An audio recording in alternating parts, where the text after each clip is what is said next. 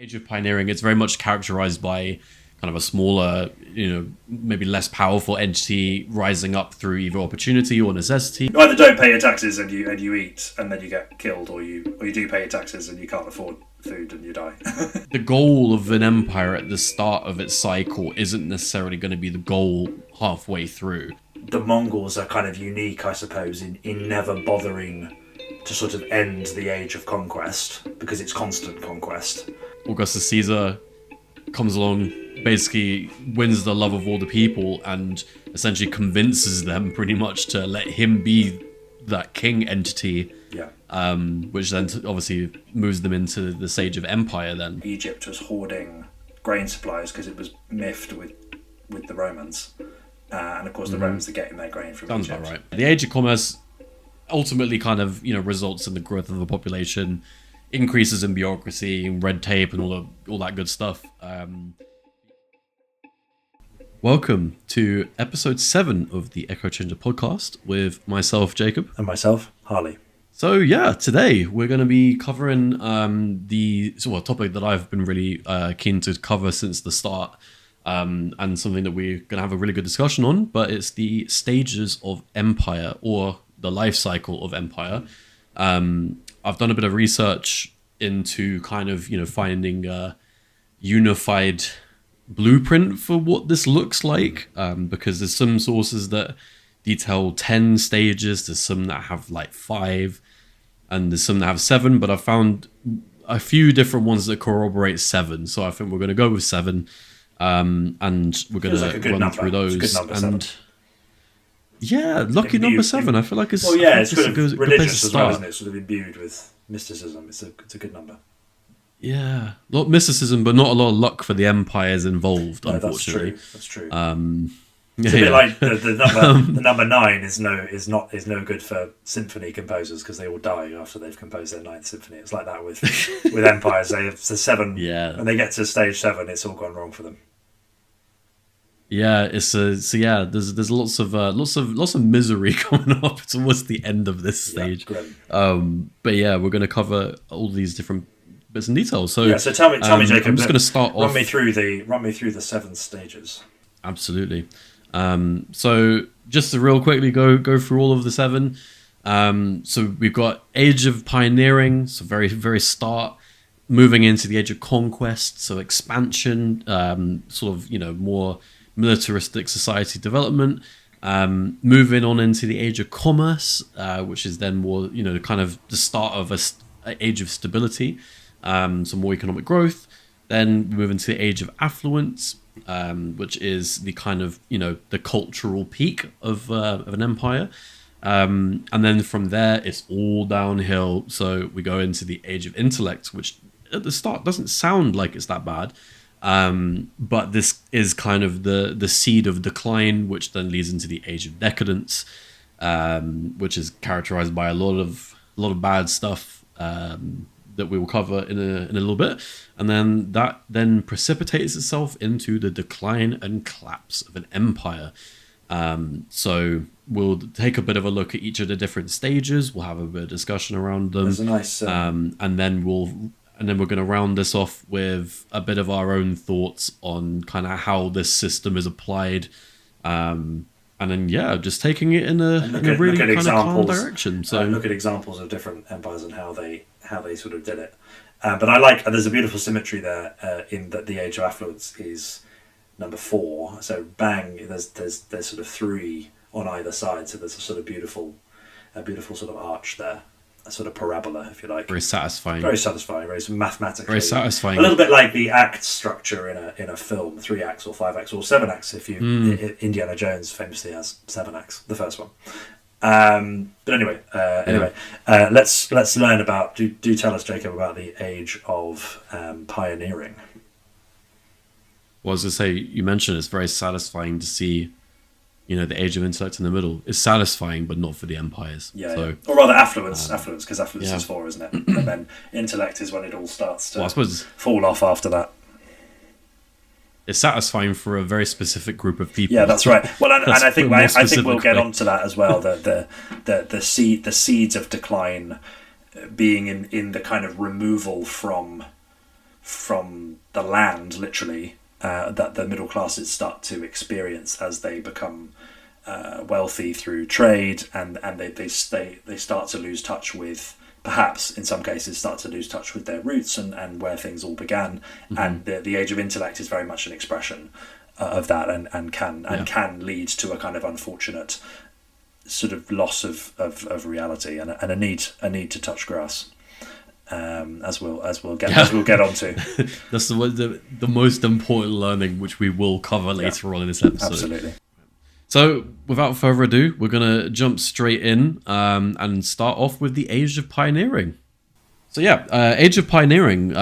So that's the first, sort of accepted as the first stage of this theory, where you would tend to find kind of like a small marginalized group or kind of kingdom, whether it's, obviously the early Roman Empire is a good example. They obviously weren't an empire at that point, but the early Romans were kingdom first, lower than kind of like the Etruscans, who were the more dominant regional power at the time. So that's a good example. You've got Romulus, but usually this sort of stage is characterized by there being lots of unity between that smaller group. Having the shared purpose of either survival or trying to expand a bit more, and obviously they usually would exist within some pretty harsh conditions as well. So there's that that breeds a lot of resilience. There's that great film. We can put maybe the poster up. Gosh, it's got several names, but it's an Italian film, and it's basically Romulus and Remus, and it's totally non-verbal. It's like. Or rather, it's done in a reconstructed version of a very, very early kind of form of the Italian language, but not one that's recognisable in any way. And that's really, really cool, because it's just totally bloody, and it's kind of like the Revenant vibes, but Romulus and Remus telling that amazing story. But anyway, I just thought I'd mention it because it's a brilliant film, and I think it's on Prime or one of those. But anyway, crack on. Yeah. No, that's a good one actually. I haven't seen that. It's really cool. It's a bit like it does a little bit the thing that Mel Gibson's Passion of the Christ does, where he reconstructs, uses ancient languages and tries to get that kind of that sense of the sort of Babel, that kind of chaos of different tongues and sounds and the confusion that you feel watching it is kind of reflected in the chaos of what's actually going on. Yeah. No, for sure. You're telling us about the early Roman Empire, Etruscans, all that kind of stuff. Yeah. So obviously, So like I was mentioning, like Age of Pioneering, it's very much characterized by kind of a smaller, maybe less powerful entity rising up through either opportunity or necessity. So either there's like a big power vacuum left by a crumbling empire, or there's a rare opportunity to sort of to have a tactical victory against a bigger power, and then a smaller entity can rise up. In the case of the Romans, obviously they did, and many others as well. But that's the first stage of this theory, and then we move on to the Age of Conquest. So, as it's in the name, this is very much characterized by kind of military expansion, sort of development of military tactics, having strong leadership and a very effective kind of political institution. Yeah, so obviously this is kind of Spain here with kind of Cortez and yes, that's a really good example. Because I also do wonder, like, I think there's obviously so many different countries that became empires, and so many empires that maybe we don't consider to be in the same kind of conversation as like the truly great empires. But there's like, I guess there's so many other examples. I mean, you could even look at like France under Napoleon as a good example. Well, and also that's an interesting one, because I was actually going to jump in a minute ago on the Romans and say there's that interesting thing, and France is similar, where you go from kingdom to republic to empire, where you have obviously Rome, you've got Tarquinius, I believe that's his name, and then you've got the rape of Lucretia, which is the infamous, he rapes the wife of one of his generals, I think, and that is seen to be the moment at which the general public rise up and say, enough is enough. The of this decadence and this whole thing, and we're going to be a republic, yada yada yada. So you have the republic, and then you've got that uneasy thing with Coriolanus is a character who Shakespeare turned into a play who exemplifies that kind of slightly fascistic, militaristic reaction against the sort of democratic republic, and people quite warm to him, Coriolanus, in his various travails. And then of course you've got that slide from republic into empire, and you get the same thing in France, where you have obviously the very, very decadent monarchy. Louis XVI loses his head. We're a republic, yeah, everything's democratic and wonderful. Oh, hang on, we can't, the wheels start to turn a bit too quickly. You end up with the terror, and then the way out of that is the rise of Napoleon saying, hang on a minute, I can restore order, I can be the guy. So an interesting kind of parallel between the two civilizations there. Yeah, because I think also with the Romans, like that obviously we can compare kind of Napoleon to the Roman Empire or the Republic. I suppose he's the sort of Augustus Caesar of France in a sense. Exactly, because even Rome, like at the early days, obviously they were a monarchy, disbanded the monarchy, overthrew the royal kind of line of succession, went more of became a republic, and then you have that interesting kind of shift from, Romans were really kind of intensely against, having a king in charge. And there was a lot of emphasis put on the democratic process and kind of that democracy. And you look at, obviously Augustus Caesar comes along, basically wins the love of all the people and essentially convinces them pretty much to let him be that king entity. Yeah. Which then obviously moves them into the stage of empire then. So I think it is interesting to have a look at like the shifting kind of perceptions of, the different stages throughout those life cycles of the empire. Because, if you had told someone in the, a Roman citizen from the early republic what they would become in maybe a couple 100 years time, what would they say? What would they think? That's quite an interesting premise, I think. No, exactly.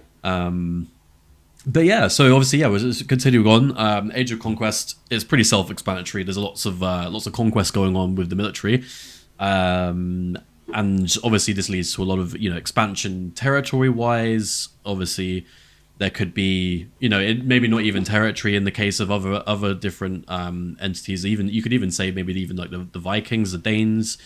They mainly they use their military might mostly to kind of raid and to instill fear in their rivals and things like that. So the military can be used in different ways to elicit different goals.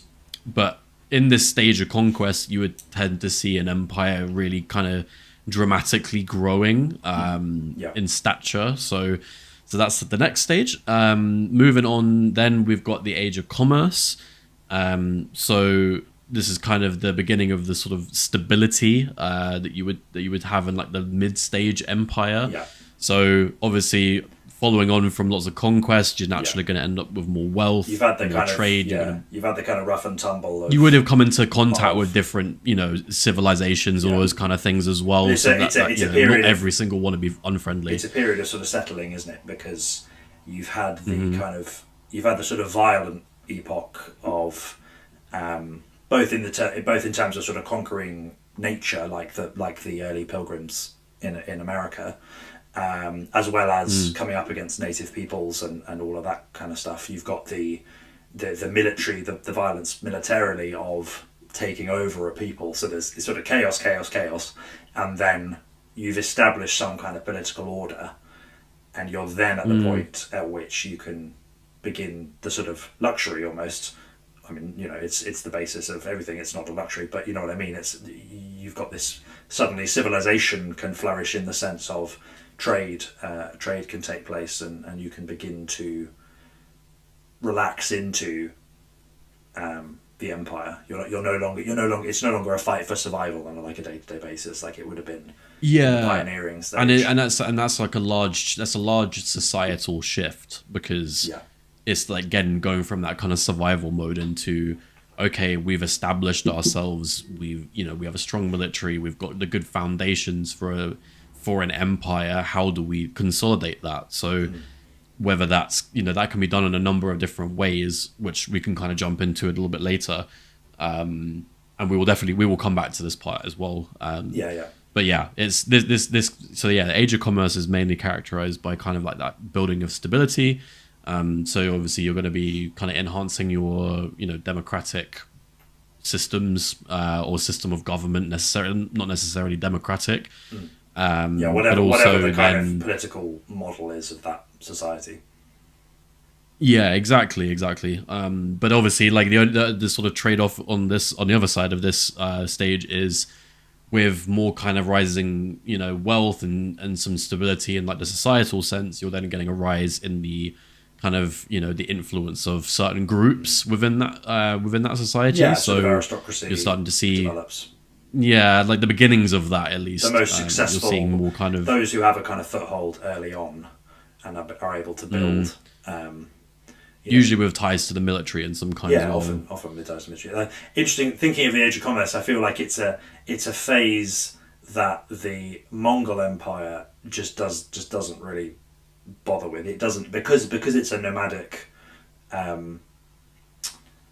thing. The way it operates, it doesn't put down roots. It doesn't bother with agriculture. It doesn't bother with industry. It just raids.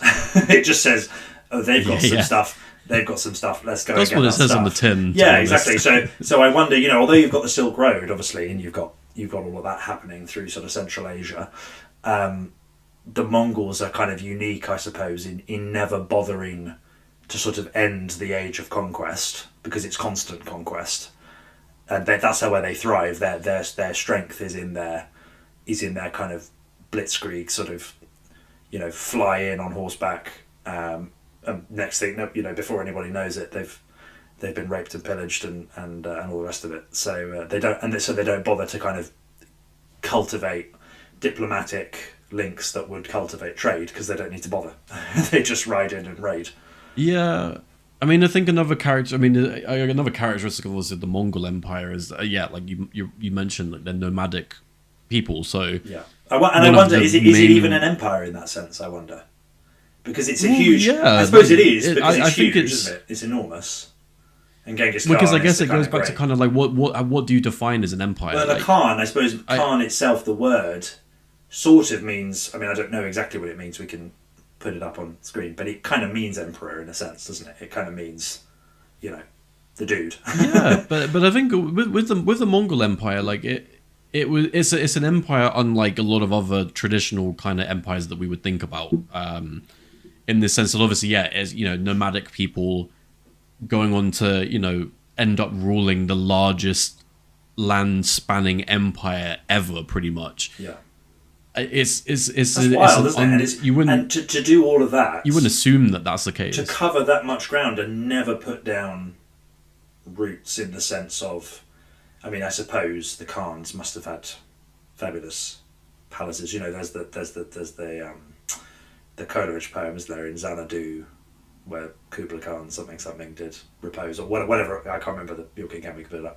So there must have been. I mean, that's all fantasy. Obviously, I think that's romantic fantasy. I don't imagine Coleridge knew the first thing about Kublai Khan, but it's all it's all this kind of romantic sort of Orientalist fantasy stuff. But I wonder, were there actual palaces, or was it purely tents? Was it just tents everywhere? Bigger tents for the big guys and smaller tents for the smaller guys. I think it depends on the era that you're looking at, because again, like the Mongol Empire was, it lasted a long time. Yeah. And there's lots of different stages to that. Whether there's you've got the expansion, you have the conquest, and as we'll go over the other stages as well, you have all of the different phases that lead to the goal of an empire at the start of its cycle isn't necessarily going to be the goal halfway through. Yeah. Whereas, at the start it was just expanding. It was beating a few rival tribes, and then it keeps on going and keeps on going. Eventually, well, after I think I can't remember if it's I might need to get me fact checked on this one, but obviously, Genghis Khan is the the most notable figure in the Mongol Empire in that in popular culture, I would say. Yeah. But his grandson Kublai was more famous for consolidating China, and I guess becoming like a true empire in like the traditional sense. Yeah. Because China is vast. It was unconquerable for a long time by the Mongols. They tried for a long time. I suppose the wall must be the wall. Unless I'm being stupid, the wall must be to keep out the Mongols. I mean, you would assume so, which makes it even more ironic that they then were ruled by the Mongols, and then it was to keep other people out. But yeah, I mean, we absolutely have to do an episode on the Mongol Empire, because again, there's such rich history, and you would never have been taught about it at school, especially not in the UK. So that's what this is all about here. I never knew. I mean, I'd heard the name, but I never knew anything about Genghis Khan, and that seems crazy. Yeah, that seems mad. And if you're looking for it, and for any of our listeners who are looking for a kind of a show or a movie or anything kind of related to that is really good to watch, just pure entertainment value, watch Marco Polo on Netflix. It is incredible show. I highly recommend. I've only seen the first episode. One of those things I thought, well, that's brilliant, and then I never looked at it again. But it is fantastic. Yeah, but no, it's a gripping watch. I'm actually watching when you watch the first couple episodes. Yeah. I'm watching a really old and quite hokey but kind of great fun 70s. It's RAI Television, which is like an Italian TV network, and it's a version of Marco Polo, but it's in English with like John Gielgud. I mean, the cast is incredible, and it is really hokey and really sort of hammy, like a lot of those, like Claudius and all of those kind of 70s TV ones. But it is very, very well written. It's very, very good. But also from the less from the sort of Marco Polo side and more from the Genghis Khan side, there's a Russian made film called, I think it's just called Mongol, The Rise of Genghis Khan, and it's the first, amazingly, even though it was made in like 2008, it was the first film about Genghis Khan to actually use a Mongolian actor to playing Genghis Khan. Before that, it had either been sort of, in the 50s Hollywood, it had been like, Omar Sharif had been used, because I guess they were like, well, he's vaguely Eastern, so whatever, even though he's, Middle Eastern, not I mean, we can do a whole segment trying to cover like the casting ability of people in like the 50s. But at least he wasn't. At least he wasn't like, I think John Wayne did him in blackface, so that's obviously worse. But I mean, it must be kind of hilarious. Must be so hilarious to watch. I need to have a look at it. But this is and then otherwise it had been Japanese actors, and there are plenty of Japanese films about him that use Japanese actors. But this one is the first one, even though it's Russian made, so it puts another interesting twist on it. All the actors are Mongolian, and it's brilliant. It tells his really, really early life. It sort of stops before he's the great Khan, but he had an unbelievable early life of just, basically every day, his father was killed, was assassinated, and so he was obviously in line for the throne, but he had to sort of come of age first. And the way that they would tell whether a boy was old enough, was a man essentially, and therefore could be challenged or just outright killed, was whether or not they had grown taller than the wheel on the cart.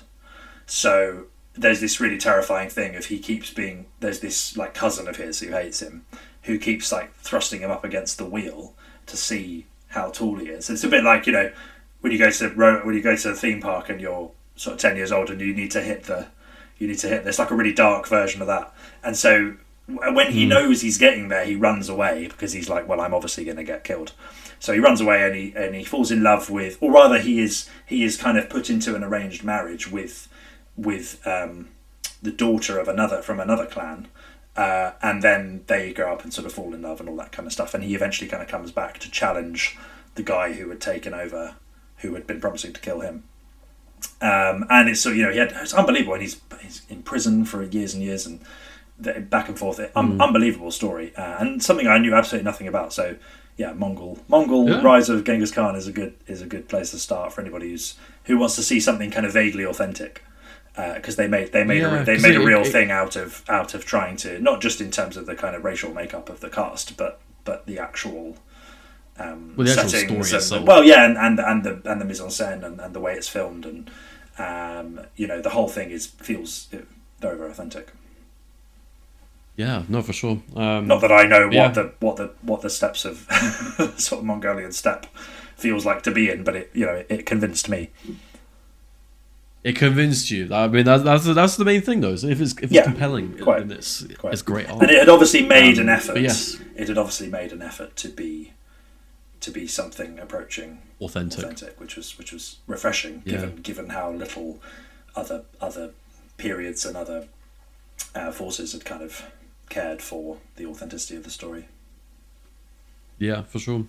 Anyway, where did we get to? Get back on track. We're on commerce, I think. Yeah, so yes, after we digress. As we always do. But yeah, so Age of Commerce we've covered. We've just covered the Age of Commerce now. Well, we can loop back to it, and that with this if we get onto British Empire and stuff. But yeah, let's crack on to the next.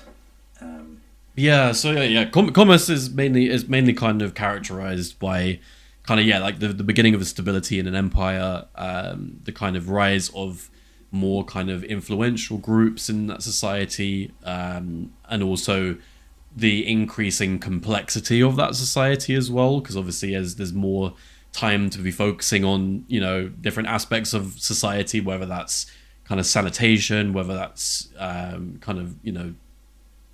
currency, tax. We all love tax, of course. Tax, yeah. Even people in the ancient world had to pay your taxes. Oh, yeah.